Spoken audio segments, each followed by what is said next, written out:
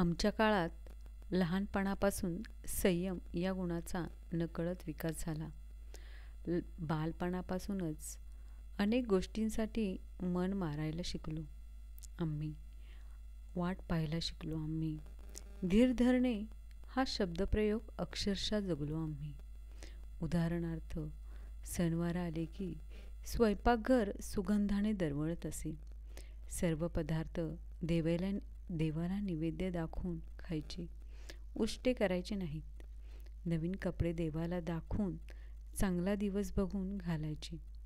नवीन कपड्याची घडी मोडणे हा एक सोहळाच असे.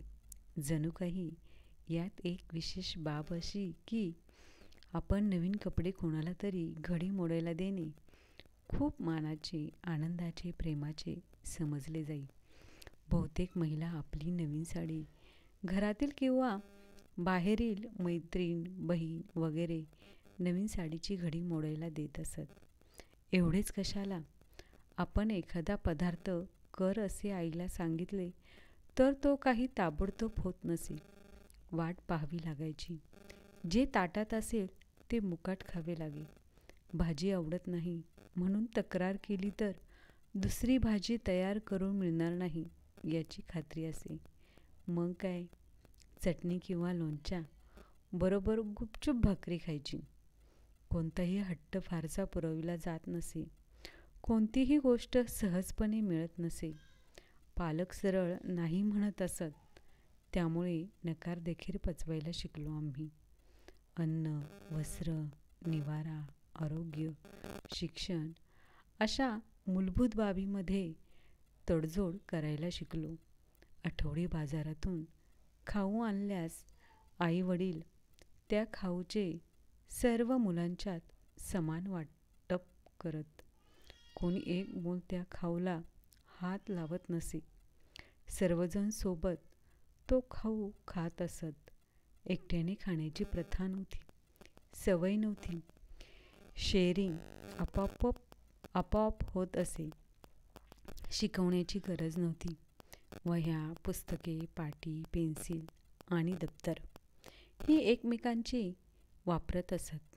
तसेच मोठ्या भावा बहिणीचे कपडे घट्ट झाले की धाकट्यानी घालायचे. अंथरूण पांघरूण ही एकत्रच असायचे. शेअरिंग इज केअरिंग आज मुलांना शिकवावे लागते. ते आम्ही सहजपणे जगलो आहोत. शाळेत जाताना पाण्याची बॉटल नेण्याची प्रथा नव्हती. किंबहुना घरात बॉटलच नसत. शाळेत नळाचे पाणी सुट्टीमध्ये प्यायचो. म्हणजे अधेमध्ये तहान लागली तर सुट्टी होण्याची वाट पाहायची. मन मारायची. संयम ठेवायची सवय लागली. आणि आज मुलं तास चालू असताना टीचरसमोर सहजपणे बॉटल तोंडाला लावतात. खरे तर याच संयमाचा आपल्याला जीवनात खूप खूप फायदा झाला आहे याची आता खूप जाणीव होती. मात्र हाच संयम आपण पुढच्या पिढीला नाही शिकवू शकलो ही खंत वाटते. त्यांना 2 मिनिट ही सवय लागली आहे. इन्स्टंट पदार्थ खायची सवय लागली. इन्स्टंट जीवन जगायची सवय लागली. इन्स्टंट जमान्यातील इन्स्टंट पिढी घडवली आपण.